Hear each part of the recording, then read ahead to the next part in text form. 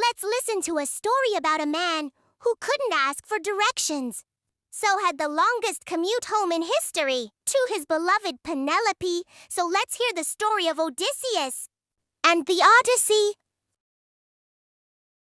Hi, mortals. It is I, Odysseus, the greatest king of Ithaca, best soldier of ancient Greece. Need a monster squatting? I'm your man. Got a tricky puzzle that needs solving. Hey, that's me too. Quick tip. Leave the sky bits to the end. They all look the same.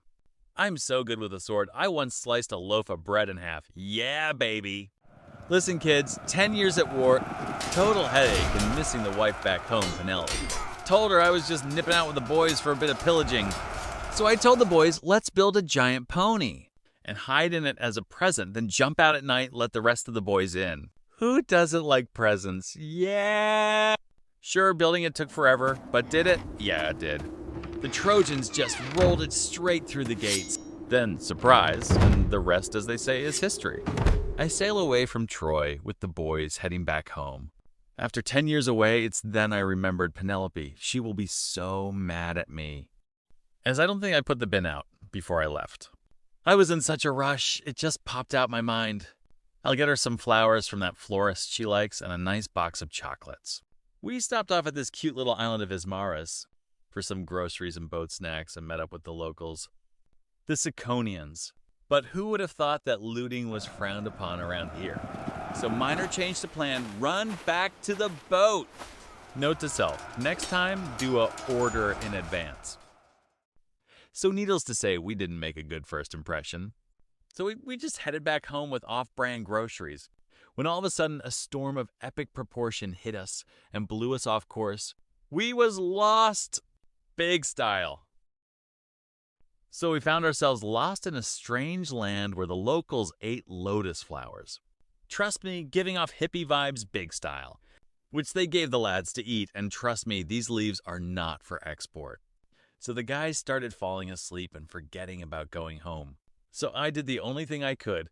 I carried them back on the boat, and we headed off back to sea. So after sailing for a few days, we ended up on a nice beach. There was a big cave we could see on the hill, so we went to check it out. Sheep everywhere and loads of cheese. Just wish I had some crackers and a bottle of wine. But no one was home. We just wanted to say hi. Like you do, don't want to be rude. We're not the Spartans. When all of a sudden a huge Cyclops walks in, going off about not taking our shoes off when we came in. And all the crumbs on the floor. Such a diva. We said we would tidy up before leaving, but no. All he wanted was to know my name. I'm not telling him who I am. He's a stranger, so I said my name's Nobody. He was like, okay, nobody, you're not leaving till you tidied up the mess. I was like, what mess? So that night I got a stick, I stuck it right in his eye. Boy, did he scream. Other Cyclops arrived, asked him if he was okay. He shouted out, nobody's hurting me. So they left all confused. The next day, when he was letting out the sheep, we sneaked out and ran back to the ship. So as we were sailing away, I thought, I'm never going to see this guy again. So I shouted out, my name isn't Nobody. Stupid, it's Odysseus. I mean, come on, how was I supposed to know his dad was Poseidon, god of the sea? So we sailed on until we reached the island of King Aeolia. Had a bit of a chit-chat over dinner, and he gave us a bag of wind. And not the wind your dad lets off after dinner when he tells you to pull his finger. So we said our goodbyes and left. Used the bag to blow on the sails. We could see home on the horizon. But then the lads decided to look in the bag, thinking it had Pokemon cards in it or something. Only for it to blow us all way back to King Aeolia. He was not best pleased to see us again and set us back to sea. So then, if things couldn't get any worse, we pulled into the harbor of the Lastrygonians. A mouthful, I know. I don't make these names up. They're in the book. Read it if you don't believe me. These are massive giants who we later found out are not friendly at all. They smashed all but one of my boats up on the rocks. We was lucky to survive, trust me. So then we landed on Circe's island. I sent half the lads to go and look for food, and the rest stayed with me fixing the ship. When one of the lads came running back, saying a witch had turned the guys into pigs. I know, right? How? So I set up to sort it out and bumped into Hermes, the messenger of the gods. He gave me the herb Molly and said to eat it, then the witch's spells wouldn't work on me. It tasted like pear drops. Nice. So I got to Cersei's place, sat down, had dinner. She was surprised that I didn't change into a pig like the other guys. I told her to change them back or she would be in so much trouble. Hey, and credit to her, she turned the lads back to humans. We all had dinner, had a laugh about it, then we left again to go home. Cersei did give me one bit of advice before I left, and that was I had to go visit the underworld and the blind prophet. So off we set. So we arrived at the underworld, and it stinks like feet if you've never been. To meet the blind prophet Tiresias, we had a quick chat, blah blah, and I was told to make sure we didn't harm the sun god's cattle, or death would follow to whoever harmed them. All that way, and that's it. So off to sea we went again, trying to get home. So on the way home, we swing round the place we had been told where the sirens live. I thought it would be a good idea to listen to them, but seeing they kill you if you hear them. I got the guys to tie me to the mast, and for them to fill their ears with beeswax so they couldn't hear anything. It was like a Olivia Rodrigo meets Iron Maiden. Oh my god, so good. So back to sea after the sirens.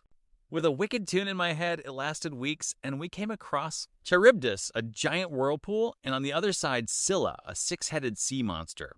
Talk about a rock and a hard place. So what do? All the crew in the ship get destroyed, or 6 of the lads get eaten by Scylla. Tough call, but hey, the story can't end here. And we had triple-star insurance, but not on water damage. So I had to pick 6 lads to sit on the left side of the boat to get eaten. Tough choice, so I did it on personnel hygiene. Don't be judgy. We've been on this boat for years now. So after dropping 6 of the lads off at Hades bad, we landed at the island of Thrinacia, home of the sun god's cattle. I gave the lads one rule, nothing else. Don't eat the cattle, as Tiresias had said. So what did they do while I was asleep? Yip kebabs. Give me strength. So I got the lads together, and off we shot, hoping no one would notice. But no, Helios the sun god saw it all, and he was so mad. He went to Zeus's house and said, "They done it, Zeus. They have killed my cattle. I was going to show in the annual God Cattle Show next week. Can you sort out your humans or make them vegan or something so they don't do it again?" I am Zeus, the king of the gods. Tremble before my power. So Zeus overreacted like all gods do, and destroyed the ship and killed everyone on board apart from me. Thanks, man. So for 9 days I was holed up on a piece of the boat until I washed up on a little island and met the cutest goddess of them all, Calypso.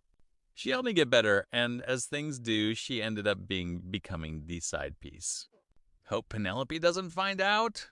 So after a while I said I have to go home. I've been away for ages and the dog needs walking.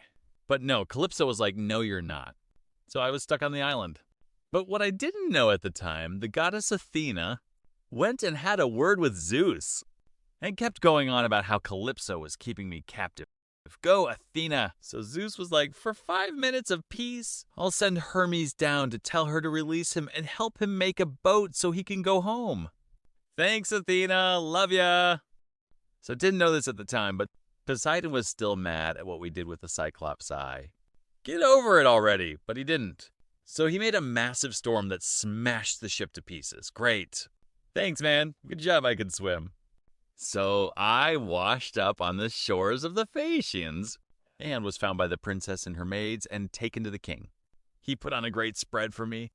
He asked me who I was, but I didn't want to tell him after the whole Poseidon Cyclops thing. As the evening went on, a poet started to tell tales of the Battle of Troy and how Odysseus was dead. Sorry, what? Let me put you guys straight. I'm Odysseus, so I told them how I've been trying to get home to Penelope.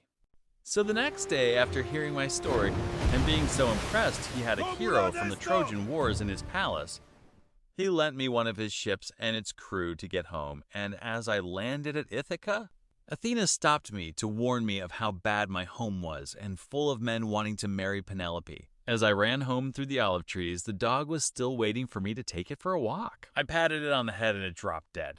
Give me a break, not the dog as well. So I walked in, didn't tell anyone I was home. The house was full of guys wanting my house and wife. I asked one of them why Penelope had never married. He said that it was because she was waiting for Odysseus to come home, and she would not marry until she had finished weaving his death robe. But she had been found out taking it to pieces overnight. So she had made another task. Any man who can shoot an arrow through some axes using Odysseus' bow can marry her. But no one had managed it yet. So the evening came and many suitors had tried to shoot the arrow, but they just weren't strong enough to pull the bow back. Then it was my turn. I pulled my old bow back, shot the arrow straight through the axes. Penelope came over. I told her who I was. She was like, yeah, okay, whatever. If you are Odysseus, go and put my bed in the courtroom. I was like, what? Are you joking? One of the bedposts is an olive tree. The bed can't be moved. It was at this point Penelope realized it was me and fell into my arms, and we fell in love again. The end. Well, I think I got away with the whole Calypso incident. Thanks for not telling. You're amazing.